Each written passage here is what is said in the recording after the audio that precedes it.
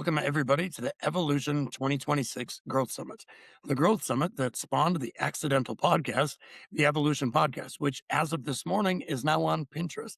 Thanks to Heather Coffin's summit call yesterday, where we talked about digital marketing, and she said 2026 is going to be the year for podcasts on Pinterest. I literally seen Dinka's fingers moving and her eyes moving, and in my head, I go, I'm going to wake up and we're going to be on Pinterest.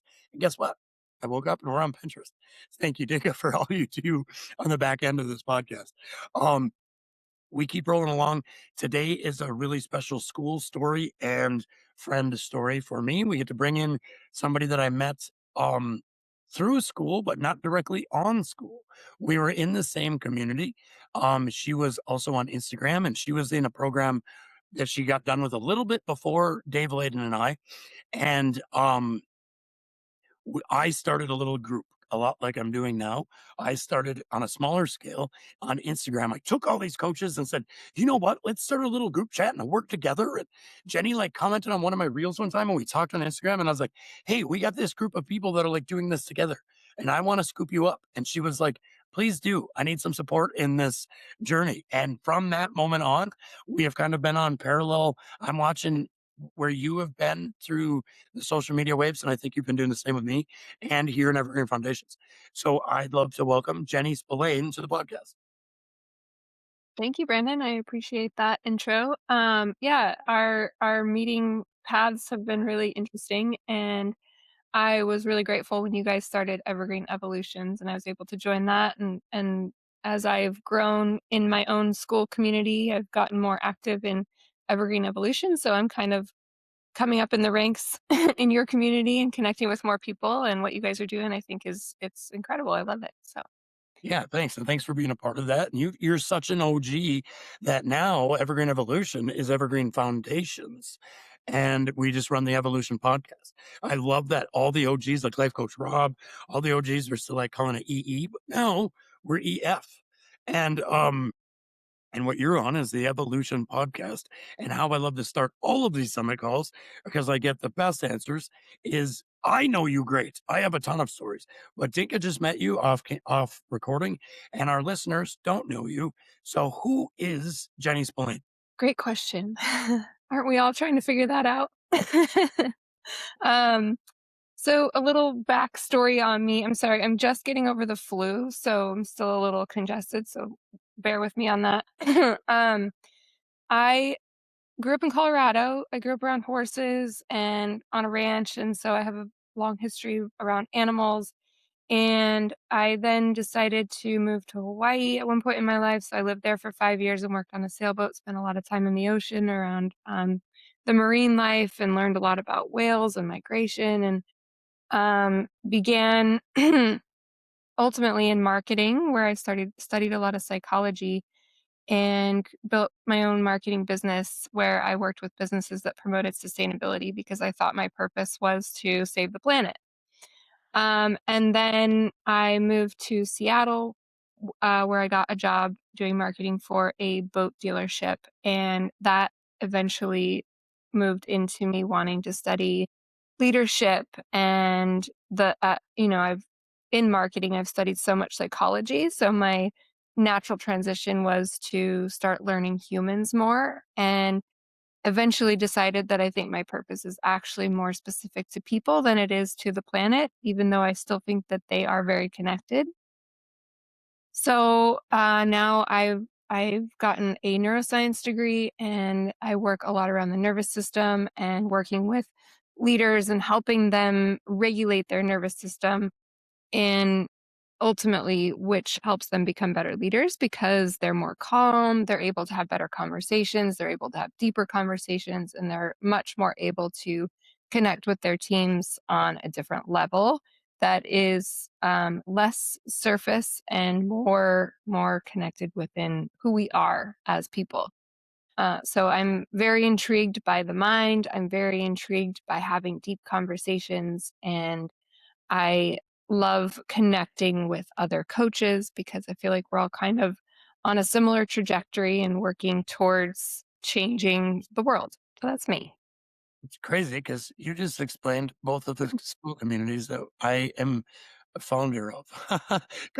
Evergreen Foundations is where we really want to be connected communities. And I think you doing that more in your neuroscience, we've talked about this a lot. And I don't know why I haven't offered this before, but girl, you got to get your butt in the Better Brain Project, my solo niche community. This is where we focus on brain health and we love deep discussions of neuroscience. And oh, I have a lot of people in there that you would be good friends with. Come jump in there. Okay. Um, so now you are on, like, we were on our school journey, like I kind of explained earlier. We were in a group together, but now you mentioned you own a community. Tell us about that quick. What is your community? Sure. Yeah. So my community is based around talking about the nervous system mostly and working on nervous system regulation. And also, I like to bring a little bit of play and silliness into our lives because I think that when we're able to play, it just lightens the mood and helps people connect on a different level as well. So I really like to offer opportunities for conversations that bring more silliness and more play into our lives. I absolutely love that. And that's perfect for school community owner, right? Like you have a great background of working with people, wanting to help, wanting to follow your purpose. You have business in the background, you have leadership, marketing, and you know how to have some fun. So really that's like all the recipes to be an awesome community owner. How is that going so far? And what's the name of your community? The Helm Society, right? Yep, it's called the Helm Society. And the reason it's called the Helm Society is because I have such a long history in the boating industry and have spent most of my life on the water. I grew up boating with my dad and my grandpa, and then obviously worked on a sailing catamaran in Hawaii, and then moved to Seattle to work for a boat dealership. And I feel like there's just such a connection between water and happiness. And, there are studies that have shown that all you have to do is look at water and it relaxes your nervous system. So I actually used to live by a lake and I don't anymore. So now I keep a fountain in my apartment so that any moments when I'm feeling stressed, I can just take a look at the fountain and watch the water, and it actually really does slow down your nervous system. It also creates opportunities for more creativity as well. So that bringing that back to why I started the Helm Society is because that relates to boating and water. Um, I like the theme around creating a crew. So we're all a crew and we can work together. We have the mess house, we have the helm, we have the bow and the stern of the boat, and it just makes it more fun to, I don't know if you guys like boating or if you're into boating. If anybody on this call is into boating, but no, Dinka, you're not a boater? Never tried it, so maybe I just have to discover that I am, but not that I know of. Not that I Yeah, know of. I do love water, so nice. I was gonna say that part was letting you go. But you so I think that's brilliant. Like, and Dinko will probably agree with me with Trinity Code and the way that like communities are going these days. It's having a theme. We have a lot of friends, yourself included. I think that's a great theme. But I have a new nutrition coach friend, Dylan Johnson, that was a summit guest, and he has a pirate themed nutrition community called the Health Ship Network. Arthur Pendragon has a knights and uh like medieval themed personal development community. And like it's so cool when you can like attach to a theme so people can have fun. They can detach from like I think Goose here in Goosify calls it broccoli wrapped in bacon, right? And the Mhm. bacon is like the personal development, the leadership, the courses, the groups, and then the broccoli is like how do we have fun? Well, we become part of crews, and the part of the boat is part of like the journey. So I really love that you're leaning into a theme like that because I think that's the way school's going.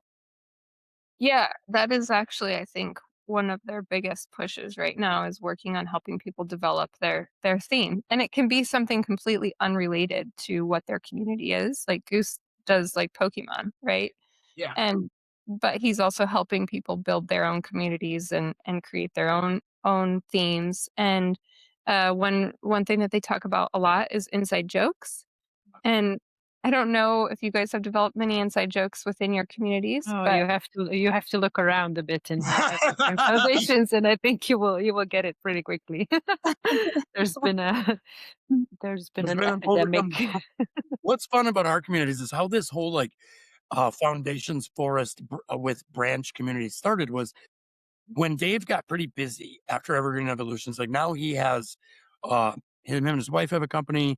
He's a part of a tech company.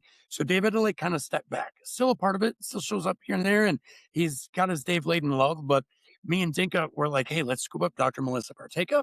She has a community, the Blueprint Method. It'll be kind of fun. To have it more guides in foundations, if you will. And then Dinka had Trinity Code.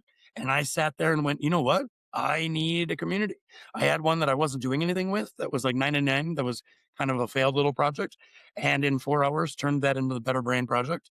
And what we did with that was now we have an ecosystem of communities. So we all kind of support each other and we're like celebrating the niches and we show up in foundations to grow alongside each other. And that is kind of just like you explained, right? Like Goose has the Pokemon, we now like Cake has overcome all of our communities. If I don't put Cake in a poll in Better Right. Brain Page, or sometimes even if Sarah Geelan was in your community, which she might be after this call. She will ask for cake. She will ask me to put Cake in a poll, and that's like inside jokes, right? So yeah, those are huge. I love that you brought that up, and I love how some of these conversations just go into school strategy so easily. But yeah, the inside jokes are a lot of fun. Yeah, I love that. I was actually wondering what the cake was in your community, so that's It's exciting. so funny. I had people like, discovery calls and like connecting and this is so cool. And I just have one more question. Like what is this cake thing? Like new members coming in, they are just like they don't understand. Like, did I miss something? Like, no, no, no, we just all love cake. And it's very easy to relate to like who doesn't love cake. And I find sometimes even like what you were saying that, Goose has like the Pokemon team or whatever. Like sometimes the more like, it has absolutely nothing to do with what you do. The more like, out of the box or crazy or further away it is, the better it works because it's like you will remember that. It's something that you just kind of, huh? How did this happen? But then it's memorable and definitely fun. So yeah, I think And Yeah, that's exactly. another trend that I think you could have a lot of input on, being from your digital marketing world, and that you made some images for me on my almost forced failed podcast I tried to make that never happened. And now here I have an accidental podcast with almost 40 episodes that I didn't even try to make. But anyway, you're really good with digital wizardry. I feel like the images, the ChatGPT, the AI graphics of like people leveling up, gamifying outside of the leaderboard, because the leaderboard celebrates activity, but sometimes that can be just people blasting gifts, right? Where I see a lot of communities going, and I'm doing this too with the Better Brain Project. We have Brainiac belts leaning on my martial arts roots. I'm going to have martial arts belts within my community. And I know Arthur Pendragon, he does like night cards on Kara. He has a men's press community. He does like magic cards or like battle cards, he calls them. I see like those kind of things becoming more and more popular. Do you have anything like that in your community, or do you have any thoughts on that? Yeah, actually, I will say, I haven't fully implemented it yet, but I am working towards creating, like crew statuses. So when you're on level 1, you start out as a deckhand, and then you can move your way up to third mate, second mate, first mate, captain, um, course correct. Like we could have the navigator, things like that. And so even though, oh, I just reached level 5. Amazing. Speaking of that, um, so as you engage more obviously in the community and bring more to the table, you get to move up in the ranks basically. And the higher you get in the ranks, like I will be offering free sessions with you, free goal setting sessions, which will also lead into deeper development and opportunities to have one-on-one sessions with me as well. So yeah, that's kind of a fun aspect of it. And like you said, like it really has nothing to do with leadership or nervous system, but just being on a boat. We have the crew, and Yeah. I guess in a way it does have to do with leadership because you're stepping into next levels of your role as crew on the boat. So Well, would you say that, like, also just running your community, being the owner of your community, nurturing that community through the fun and stuff, you are doing leadership because you're showing them in that free level, right? You're showing them that, like, what leadership is about just through having fun, through showing up in comments and being there for them. And then that's when they're gonna be like, "Oh, we really trust Jenny. What are, like, the next steps in this path about?" Do you see that a lot in your community now? Um, to be honest, I have 25 members, I think, in my Yeah, I was community. gonna So say you're a little newer now that I think about it, yeah. yeah, my community's like brand new. I really just started it like a couple months ago, and we're developing it. And I have, however, spent a lot of time in other communities. And I've actually spent a lot of time with the Goosify team. So they have shared a significant amount of opportunities to level up my community. So as I'm working on that, I've also have a lot of clients at the moment, which is really great. So that's keeping my time. Are you still there, Brandon? Did we lose you? Nope, I'm still here. Okay. That's kind of containing my time a lot right now is working with my clients, which is ultimately the most important thing.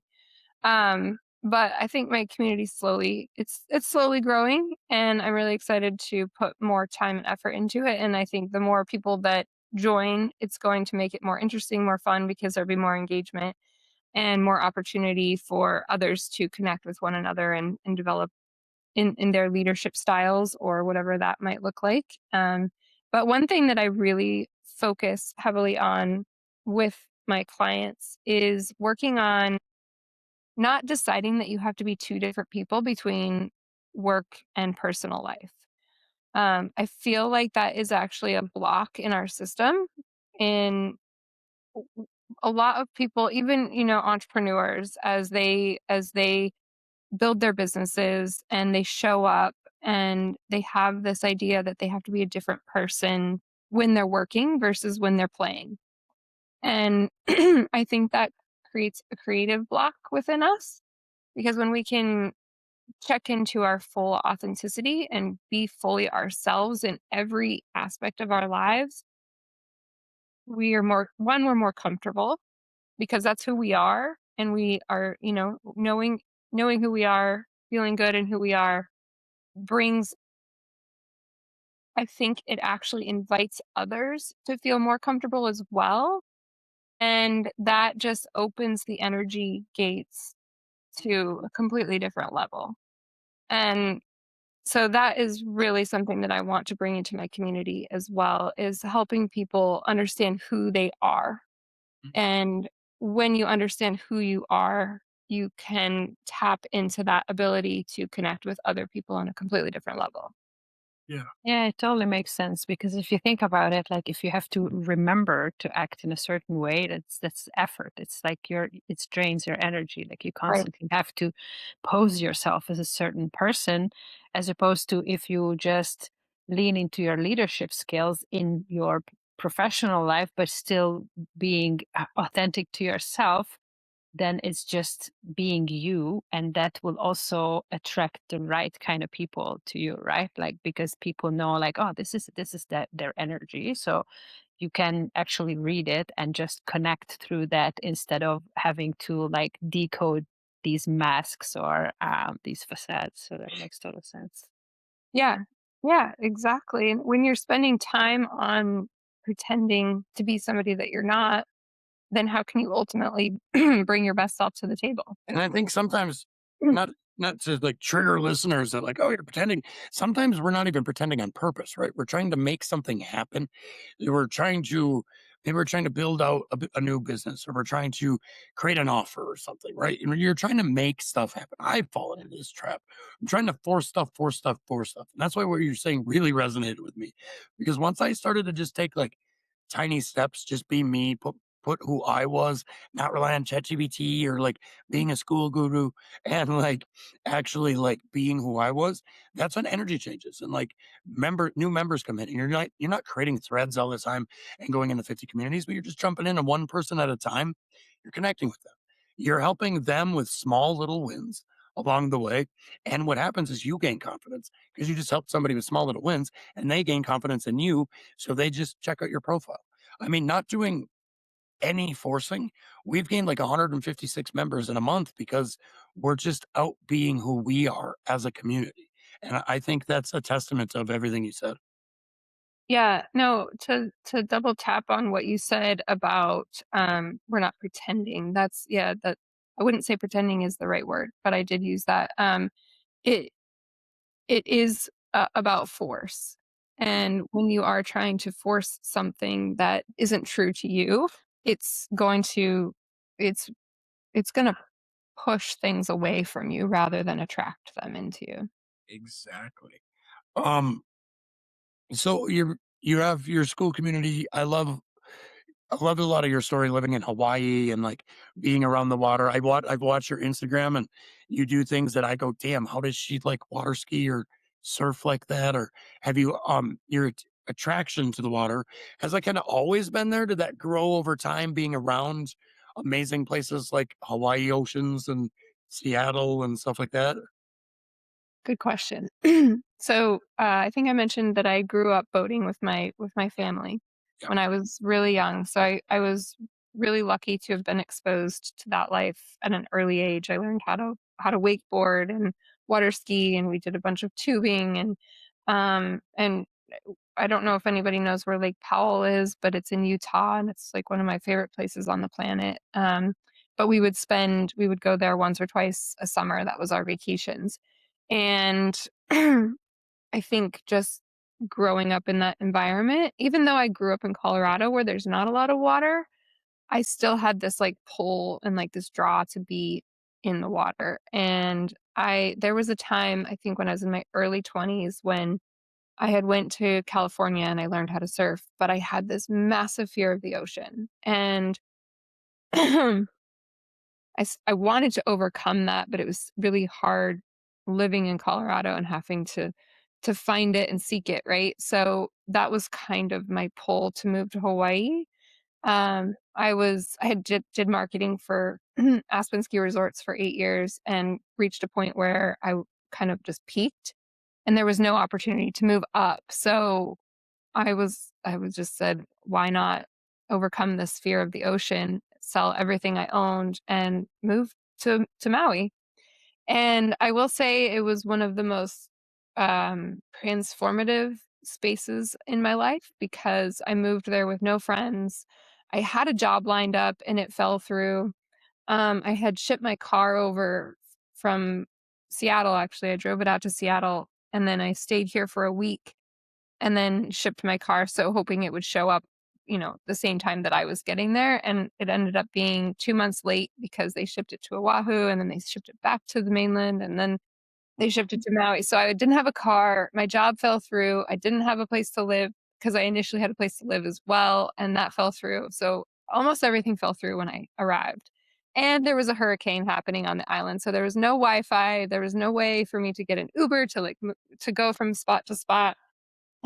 So it was a deep challenge when I first moved there, and I remember calling my dad at one point and saying, this might have been the worst decision I've ever made, and I don't know if I should stay or if I should go back to Colorado. And his response to me was, "You'll know what to do." And him giving me that confidence in just being able to make a decision and go with it. I stuck with staying on the island. I figured everything out, and I think understanding that I was able to move through that challenging time on my own.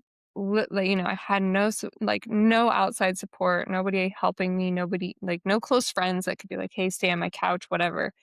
And then I learned how to sail, and I learned how to free dive, and I learned how to scuba dive, I learned how to surf, and ultimately fell in love with the ocean. And as I look back on that now, I think that sometimes we can set ourselves up to fail because we have fear around the unknown. But when you can really just dive into the unknown and trust yourself, you will grow so much more as a person. And And that I think really helps you understand who you are. It resonates a lot. I have a similar experience with moving abroad and everything going to crap and sticking with it and calling my mom crying and me being her only daughter, she telling me like it's gonna be okay, stay there. Like how difficult is that for a parent when your baby is like, Mom, help. But then in retrospect, it was the best decision that I have ever made. I Yeah, totally feel that. And I bet it activated some sort of a spark of a leadership in you, right? Because if you can overcome situation that crappy, like what can be scary after that, right? right. Like it Yeah, gives you this kind of rocket fuel, like, oh, been there, done that, you know. yeah, yeah, that's so true. I love that, Dinka. Where did you move from? So I'm Hungarian originally, born and raised in Budapest, and then I moved to Belgium for love. That didn't work out very quickly. Didn't work out, and Oh, I didn't really have a plan B, so I was kind of stuck here. But now, 15 years later, I built my life here. I love it here, and it was the best thing that happened to me. In retrospect, when it was happening, not so much. right. Yeah. Yeah. Yeah, that's amazing. I love that. Mm. I'm glad you stayed because that's like that's an accomplishment in in yourself and trusting yourself and Yeah, knowing I who- leveled up on every possible aspect of my life because of this decision. So yeah, right. I totally relate to them. Mm. Yeah. Yeah. Yeah, and so I don't know, like I think the biggest thing too for me was to overcome my fear of the ocean and how Mm. I learned to, like I said, like free dive. Free diving would at one point was like the scariest thing to me, Yeah, I bet. and I would look at people and always like, how do you do that? That's insane. And then it became my meditation, and I learned my deepest dive was 100 feet, and I could hold my breath Wow. for 5 minutes. And yeah, I have to re-practice that. I'm kind of out of practice now, but You that know, can do fif it's 20 feet. yeah. Yeah, it's a kind of a big deal, like, going Yeah, girl, that's a from superpower. Wow. to being able to do that, yeah. It's, but I love helping others learn Mm. that they have the capacity for that too, and, like, and Mm. guiding them in that journey and helping them get from one space to the next. And I will say one thing that I think is so important that a lot of us don't do is taking time to reflect on how far we've come. Because Mm. we can often look at a moment in a situation and say, "Oh, this is still so hard. Like, why am I not where I want to be?" But you're not where you started, and Yeah. that's the key. I often say that I have the life now that I used to dream about, you know, and Mhm. that's a very important reminder for myself to know how far I have come. And it doesn't mean that I cannot have more dreams, but Right. just, just have that kind of awareness like, you were dreaming about this 10 years ago. So, yeah, I love that you said that. My weird astrology intuitive brain goes to a place, and I really want to ask this question because, in my view, water has to do with emotion, intuition, like all this kind of internal landscape. So, I would be curious, was there an element of you being fearful of the ocean, like kind of a parallel of maybe you being afraid of your own emotions? Absolutely. Yes, I love that question. I when I was younger, I had this shell of, that I felt like I always had to put on this strong front for Mm. everyone, and I never took time to break into my emotions or express myself emotionally, and I think that probably developed from my childhood and watching how my parents' relationship was, and um, the whole inner child Yeah, the thing. programming that we receive, right? Yeah. Yeah, so yeah, maybe seeking that, water connection, the ocean connection was an opportunity for me to break into my emotions and soften a little bit and be able to be more emotional and share what's really on my heart in the moment rather than holding it in and not breaking that seam. That's Love that. I really love that for you. I think this is so powerful because I think that there's also an element of like we identify strength with being kind of like collected and not showing emotion. Maybe it's changing now because that in my circles anyway. But what's your take on that, or how do you how do you see that happening in your life and in leadership in That's general? yeah, I love that. That's really true. What you said is that there's strength in not showing emotion, but it is evolving, and people are becoming more, I think, compassionate and Mhm. towards one another, and being okay with emotion being shown, especially in like the workplace. Maybe not like aggressive emotions. We don't wanna bring those to the workplace, but if you can be have the freedom to speak your mind more clearly earlier on, I believe it creates less resentment towards bosses. And as a leader, if you can encourage your team to be more open and expressive and appreciate people showing their true selves, I do believe that that actually builds teams together. Mhm. Like they say that, the what's the saying about I should know this. This is kind of my thing. Uh when the tide rises, all ships rise. It's funny you mentioned that because it's something that we say a lot here as well. Yeah, yeah, I We love that. we actually did a kickoff video for all the guests for the summit. I hope I sent that to you. I should have. And in that, that's like one of the first things Dinka says is around here with this summit, we want all the boats to rise at the tides, right? That's once you start doing that, especially I think that's the new way a lot of us have had this conversation. It's a new way school, especially as a platform, is going collaborations, working together, communities pooling together. No more of this, like, this is my lead pool. Not like people are people. We're gonna see each other in other communities. We're gonna be all over the place. So opening up collaboration and connection, I'm seeing is just the way that you have to go right now. I agree. Yeah. And Brandon, I would love to commend you on that because I see how you connect with people, and you want to all rise with, help everyone rise together. And I really appreciate that about you. And I'm sure Dinka, you're probably on the same wavelength with that as well. Yeah, And absolutely. that's I would love, like same here. Like I don't want to hold anyone back. I want to be able to share uh, everything that I possibly can to bring all of us up together. I love that. Um, what are your plans or not plans, or what are your visions or goals? Where do you see the Helm Society kind of going with how you work with people? I mean, your background is extensive. Like, I'm sure anyone comes in there, you could help them with a lot of things that they got going on. So, where do you kind of see that community going here? Well, currently my community is free, so anybody can hop on in and check it out and see how it feels for you.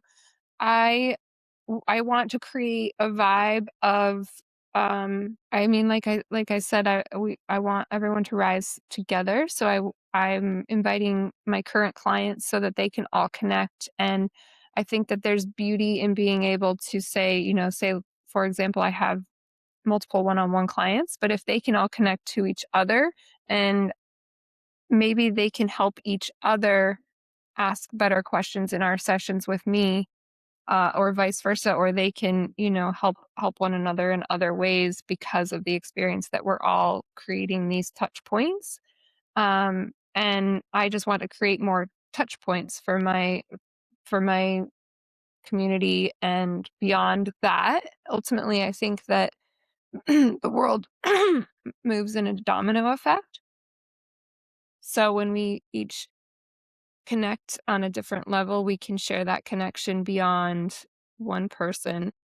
And that is my goal, is to help everybody create those connection points and create that domino effect. And obviously it's focused a lot around the nervous system. So if you think about our nerves within our body, if you just think about the body itself, and each connection point is speaking to another connection point, and it one result is, trickles down to another result. Mhm. And if you think about the world as a nervous system, like every human is a touch point or a nerve. And the reason that we all connect is to regulate our nervous system. I love I that. Yeah, it's really cool. We are just nature on a smaller scale, right? Like this is why when you look at the rivers and then our veins, and there are so many things that repeat like these patterns in nature. So yeah, I love that analogy. we're the same energy as a star, right? Like, we're just molecules of energy. But these machines that we have are beautiful things, and it's once you really start to get in tune with that. I love a lot of things you said is like earlier when you're talking about reflection and how you would meditate on it was almost like a meditation on your free dives. And I know even the way you speak, you carry a lot of that inner balance, which I know a lot of us look for, and it's hard to find. Would you say you lean on meditations and kind of finding your inner self a lot? Oh yeah. I have a daily meditation practice. I require, well, I shouldn't say require, but I like to hold the standard to myself that I meditate for at least 5 minutes a day, and that is just fully going into the body and doing breath work. But I also do yoga, I exercise. Sometimes I just sit in silence and that's meditation, or even reading can be meditation. Like, I think there's so many elements of meditation. And it's ideally if you're just taking time to get out of your head and into your body and have that somatic experience, it creates triggers for you to be able to not allow your mind to take control in moments when you don't want it to. When it's creating stories or building up situations of overthinking. If you can create ways to get back into your body somatically, it allows you to have more control over your thoughts and your mind. I love that because this has been such a theme. I know Susan Andrian on the podcast and Sharon Pearl talked about almost the same thing. Where like we don't digest food and minerals and things we need when we're stressed and fight or flight and in these sympathetic states. Like we don't do a lot of processes. Our body's focused on protection, on anxiety, on fear. Like so, it's telling everything else like take a back seat. And until you realize that sometimes it just takes those breathing, the box breathing, the grabbing a book. We like to color around here. Grab a Yes. color book and sit around. Yeah. Uh, Reviewing those somatic resets are so crucial. Otherwise, when we get in habits of always being in fight or flight, our bodies start to get destroyed. Our Yes. mind everything. So yeah, I like that you brought that up. I think, like I said earlier, I think you need to come over to us because we're going to do some special neuroscience series coming up in BBP. So I need you over there, girl. We Yeah, could talk about this forever. absolutely. Yeah. I will definitely come join as soon as I get off. I didn't even know about um, it. Did I not know about it? um, No, I did. I'm super looking forward to having more conversations about neuroscience with a lot of people because I think a lot of us think our habits and identities are like the way we are and it's stagnant and I did for a long time so I'm not holding it against anybody but a lot of people think like well that's just how I am and it's like well no you can change that but diving in the ocean creating a new neuropathic habit isn't always easy to do. How would you what would you give our listeners for advice on how to start that journey of finding new identity creating new neuropathic habits? That question. One thing that I really like to bring forward is to take a moment and think about a time when you felt joy, when you felt most authentically yourself. And what were you doing in that moment? Who were you around? What was the situation? And keep that memory in your forefront. So if there is a moment that say that you feel like maybe somebody's asking you questions and you're not answering in like your normal tone of voice, or all of a sudden you start to feel anxiety and emotions start to arise, and then your responses become different, or like you say things you wouldn't normally say, or maybe you get into an argument with your partner and you say things that you don't mean. um, in order to alleviate that or change that, a really, really simple way to get into your body is to take a moment, take a breath, take a drink of water. Like super simple. But also, if you can bring that memory of authenticity forward, it can help you to remember who you are. Like, okay, in that moment, I felt the most myself. How can I bring that person to this conversation? And like I said, super easy to just breathing. And another great technique that nobody will really know, you can you just put your two fingers in between your collarbone here. It actually triggers your vagus nerve, which lowers your cortisol. And so it's super simple. You don't really have to do anything. Just put your fingers there, and you could even try it right now if you notice your nervous system just kind of settles. And it's just that easy. And that's like somatic, right? So that's bringing Yeah. yourself back into your body, out of your head, and you can calm down and remember who you are. Mhm. The brain is so cool. I always say this that, how they say that we only use like 10% of our brain. I always say that I think it's because we have like parental controls. Like the brain is so powerful that it's like we figure it out first at 10%. And when you're there, like we will unlock the rest because you have no idea what kind of power it holds. So I yeah, love that. it's so crazy. Yeah. We should I wonder if we can start talking to our parents in our parental controls and say, To get a bit more like yeah, negotiations, can I get 10% more? yeah. It reminds me of the movie Men in Black when Will Smith's character gets like the tiny little gun and he's complaining because he wants the big gun and then he fires it and it kicks him back I don't know how many meters. That's how I feel about the brain. Yeah. That's hilarious. And it's crazy how so many of us think that the brain runs us. Like the brain programs us. We don't program the brain, but really, it all starts with what do we believe? If we believe something, our brain's going to create thoughts Mm, and emotions, oh, which yeah. and then we're like, well, I mean, or my brain, I can't control these thoughts. I used to think this too, and I hear this all the time. I can't control the thoughts, and until you like I don't know, until someone does something where they can like change a habit or push their comfort zone and like destroy a fear. Until you do something, you can't really see a way out.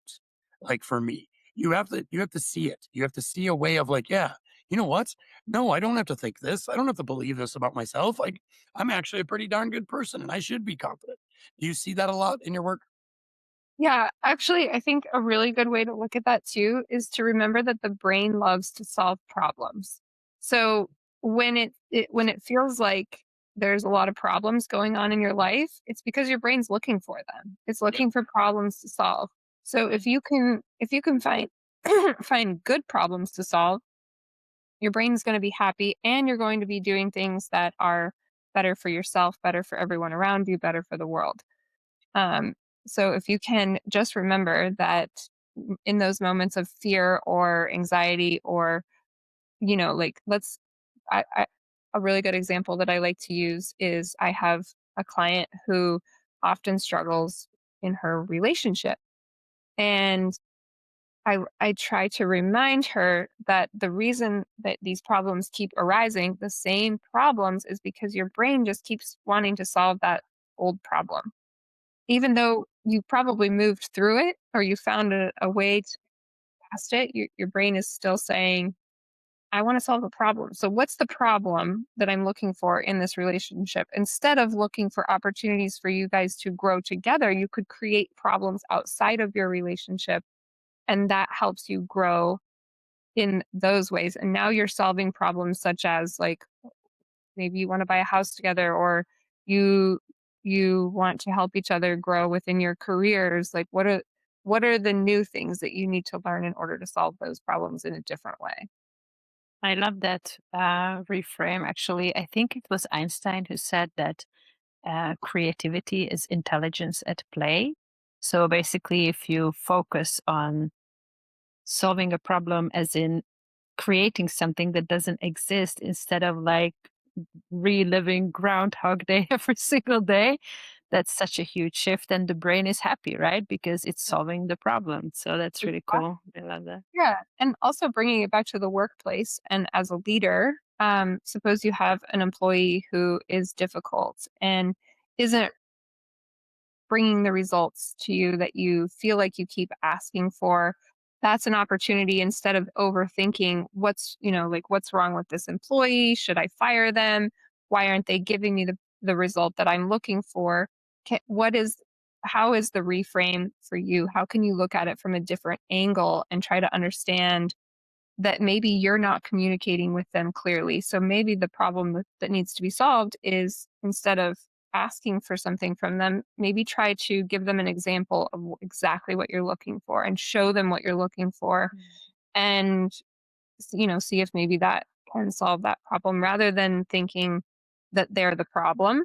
And I think that is like a huge um, missed opportunity in leadership. A lot is leaders look at their staff and they think, oh, this person isn't performing, or, we're not, our sales are down because the team isn't performing properly. But ultimately, like, your team is a reflection of you and who you are. Your business is a reflection of you and who you are, and what level you're at. And are you leveling up yourself in order to attract higher sales? Are you giving your team what they need to bring those sales in? Like, how can you look within and take on the responsibility and be the owner of that situation rather than pointing the finger and trying to understand why other people aren't performing? What I did we think do? I think all too often people they want people to show up at their best instead of getting the best out of their team. They just want people like, why aren't you at your best? Well, why aren't you getting your team the best out of your team? So I Oh, I think that. this translates to communities as well, because a community owner has to create a culture, right? Like you right. have to show your members, like, why are we here? What are we looking for? What kind of growth? What are the rules? What is okay? What is not okay? And as long as you are not showing up as the community owner as that, who are you to enforce those rules on your members, right? So Exactly. Yeah. mm, Well, Jenny, I know your time is pretty busy with your schedule and precious, so we're not going to take too much of it. This has been an awesome conversation. I'm really excited that you joined Dinka and I on the Evolution podcast, as you've been kind of at the beginning of my journey in this whole crazy realm that has now led me to being the tornado of Skool. Um, if people have really connected with you or say, hey, I want more neuroscience and leadership and I want to join the Helm Society, where else can they find you besides for the Helm Society and Skool? Besides the Helm Society, Yeah. I'm on Instagram. My Instagram handle is s.turnscreative. And then the Helm Society is under S Turns as well. So my business is called S Turns, and I'll give you a quick backstory on why it's called S Turns, because it relates to a lot of what we've been talking about today. But when I originally started my business in marketing and working with businesses that promoted sustainability, I surfed at this spot in Hawaii called S Turns, and it was a really sharky spot because it was at a river mouth, and sharks are obviously really important to our ecosystem. So I developed the name based on that surf spot, which was one of my favorite spots to surf. And it was also really important to the ecosystem because we needed the sharks. And so S Turns is like taking a turn towards sustainability initially. But as I've developed it, it is now, just like we're taking turns towards elevating each other. And so that's why S Turns is what it is. Anyways, um, I also have a website. You can check that out, s-turns.com.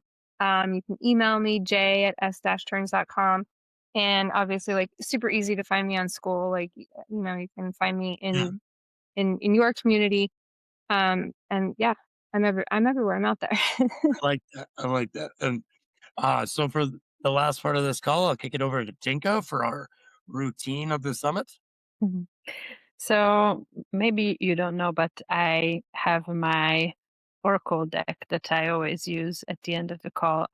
Well, actually, before the call, I tune into the speaker's energy and I always draw a card. And it's been super cool. And I didn't really understand the card before we started, but now it makes total sense. So I got the Water Guardian for you. Yeah, connect with your emotions. I was like, and it kind of looks like you, even the picture a little Oh, bit. So thank it's you. really crazy how this has been happening. It's wild how I hope this emotions resonates, but I have the feeling that it does. Very much so. Thank you. I really enjoyed chatting with you guys today. Thank you so much. Yeah, it's been Yeah, fun. absolutely. You too, Jenny. And I have one final question that we end the summit with. What does evolution mean to you?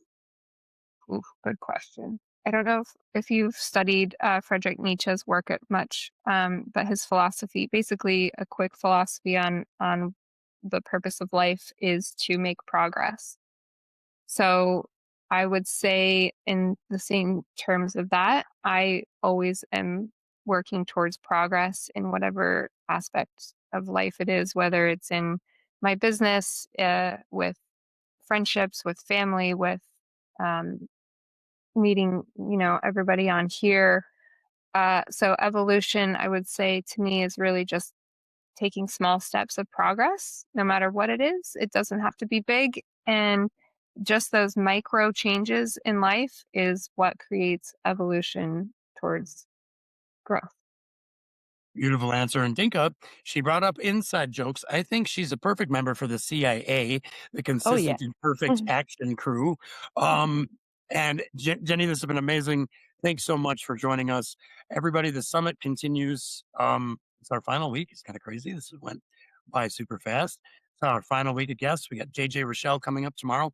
The podcast then continues and it records every Wednesday. Find us on Spotify, YouTube, Apple, and now Pinterest. As always, guys, never stop evolving. Have a great day.